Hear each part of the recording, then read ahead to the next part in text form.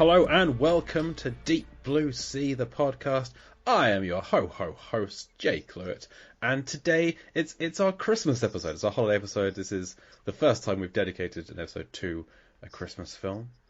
And that's not true. We have done an episode on Jaws of Revenge, but that was unintentionally a Christmas episode earlier this month, because we didn't know it was a Christmas film before we started watching it.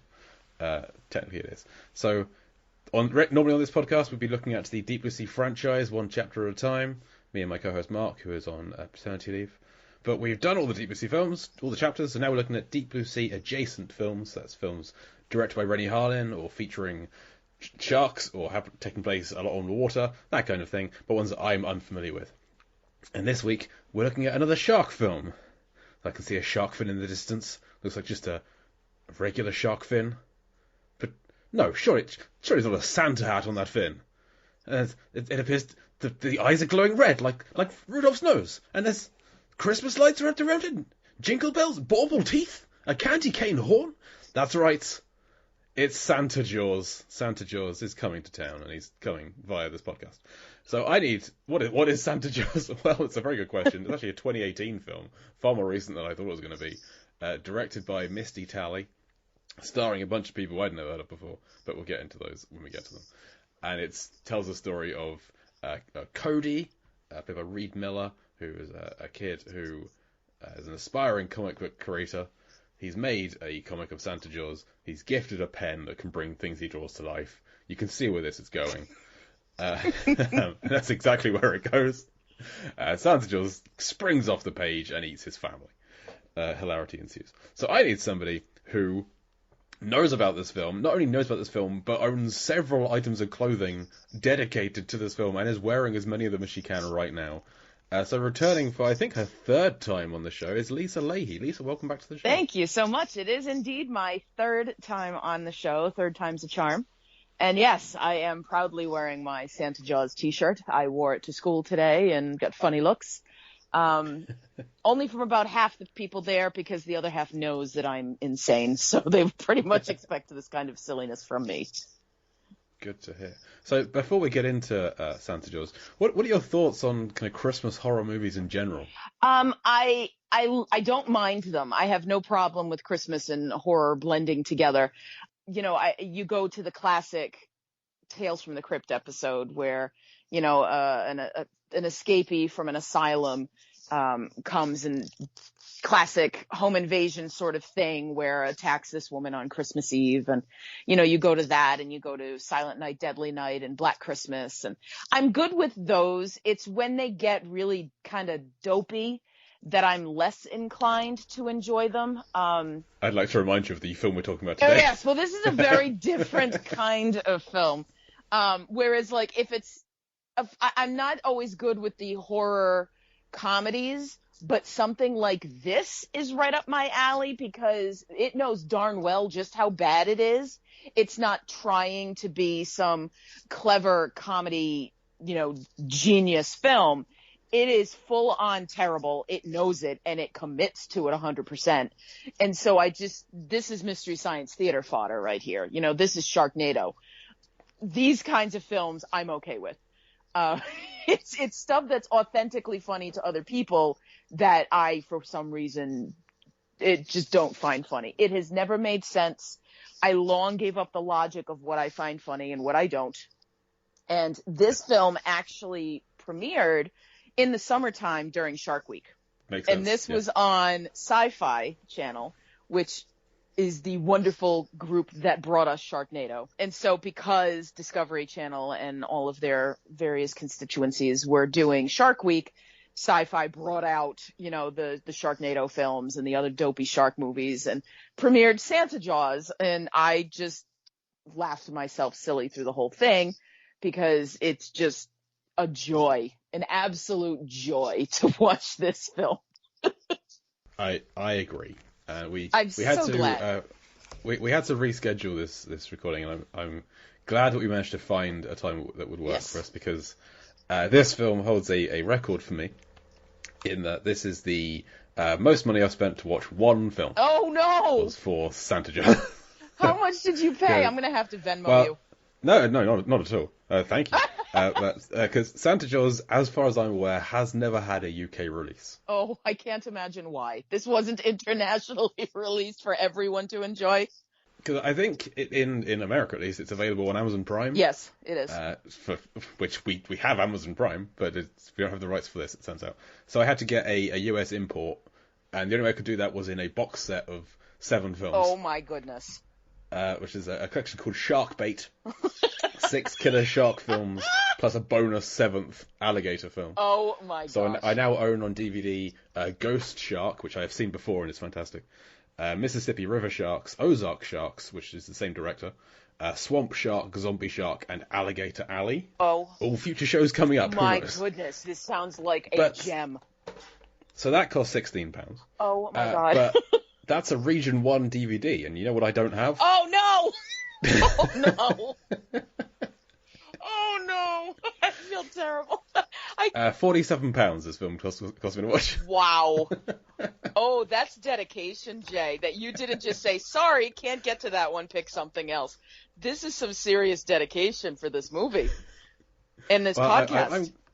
I'm happy to have spent it. I'm more, yeah. So that's about $62. Oh, if you want. My goodness. But hey, I'm glad to have spent it. I now have a Region 1 or a multi-region DVD player for as long as this one works that costs £30. Egad. So I mean, I've found myself owning Region 1 DVDs accidentally that I buy from secondhand shops and I can't return them because like we don't take back secondhand Region 1 DVDs here. It's like, but you sold it to me, and so now that problem is solved. Oh, there you go. And you have this wonderful new set of incredible classic shark films. Indeed I do. So I'll be adding those onto the list of potential ones to cover in the future. You are welcome, future Jay and future guests. I think Ozark Sharks is a 4th of July film, so that could well be next July. I love it. But yes, I saved this to watch for an evening that my wife was not going to be home, because I knew she does not share my affinity for this kind of terrible film. She'll watch something like Bait. Previous show we did on Bait. Have you seen Bait? I have not. Bait is great. It's an Australian film about a shark trapped in a supermarket. Get out! In the supermarket? Yeah, cause there's a flood and they get trapped in there with a shark. So why would that be okay, but this isn't? Well, I think it's the budget. That was like a proper film that got released in cinemas. Oh, okay, I understand. And it had like some recognisable actors in it. It's got the main girl from You're Next is in it. Oh, okay. And Julian McMahon from Nip Tuck. Oh, well then. He's yeah. So like recognisable people. Yeah, not like this. We don't. Not like this. It was the actual Julian McMahon. It wasn't the store brand Julian McMahon. Is what you're telling me. But my wife will watch. She'll watch Bait and say that's the worst film she's ever seen. Oh yes, she doesn't need to see this then. Exactly. So I pick my battles in terms of what film I'm going to try and convince her to watch. My husband walked in while I was watching it and went, "What is this?" I said, "Santa Jaws," and he turned right around and walked back out. He was like, "Okay." I think that's fair. He has watched Mystery Science Theater accidentally and what he has sat through that, and he's just like, he chooses his battles. Like there are times when he knows not to ask, and there are times when he knows it's probably just better to leave the room. Yes. Did you see Santa Jaws when it was first shown? Yes. That 2018 Shark Week? Yes. It was middle of the summer. I know you shy away from trailers, so did you see it on the schedule and think, I'm going to watch that? Oh, absolutely. Did you hear about it what happened. It was probably, 20 minutes before this thing came on. I'm not a Shark Week person, but, in the summertime, occasionally I'll be, looking for something to watch. And in 2018, I hadn't quite cut the cable cord yet. So I was just kind of like, oh, let me see what's on Shark Week. Everybody talks so many things about this, and that's great. And then you kind of scroll by, and then, Sci-Fi is playing something called Santa Jaws. I was like, oh, yes, this needs to happen. In fact, I watched it and laughed myself silly, and I told a friend of mine about it. And he was like, is that on again? And I was like, well, we can watch it on demand. And he was like, oh, we have to do this. So we kind of had our own little watch party thing and just goofed on it the whole time while we were watching it. So that's sort of what it became that summer, was a lot of, okay, it's your turn to pick a bad movie and we're going to watch this together. And okay, I'm going to pick a bad movie and now we're going to watch this together. And Santa Jaws is what started the whole thing. Nice, because when we had you on for Deep Blue Sea 3, we were getting towards the end of the season, we were talking about what we were doing next and this kind of Deep Blue Sea adjacent project. And I think you immediately said, well, what about Santa Jaws? I'd like to do that one, please. Oh, yes. So it wasn't even on a list that we had come up with. It was like top of your head, I want to stake my claim this Christmas. I'm coming back to talk about Santa Jaws. Yes. I mean, I would also be up for Orca at some point, but people have heard of Orca. So I figured. You're on the list for Orca. Awesome. I have tracked down a copy of it. So see that sometime in the new year. Your region-free DVD is now going to come in handy. Quite possibly. I may have found another workaround for that one. It's just sort of like, I knew how terrible this was going to be. I knew people would fight over other titles. I didn't think that there was going to be much of a fight put up for Santa Jaws. I think one other person suggested Oh, it. that's amazing. But you got there first, so it was Aha. always going to be yours. See? Okay, so let's get into the events of Santa Jaws as they are. So we start out with something that I immediately recognise as being a fake film or a dream or something, with an action hero and a heroine tied up, damsel in distress, being threatened by Santa, brandishing a Christmas tree. Yes. And this is very much like a Die Hard Santa. He's like wearing a white, the John McClane style Die Hard undershirt. Yes, yeah. very much. So that's the Santa uniform. He's got the hat on. He's got very, the very. trousers. Again, bad Santa after he got run over by an RV. You know, Absolutely. that kind of thing. And he's an evil guy. He's got the hero at tree point, and he says, "You better watch out, better not die." The first of so many wonderful, awful puns. And they get better as they go. If you can believe it, that's not the best of them. They do, but also they don't. Oh, because there is a character called Steve, who is the main character's best friend, whose entire dialogue is these puns. Yes. And when Steve died, I was very happy. Oh, poor Steve.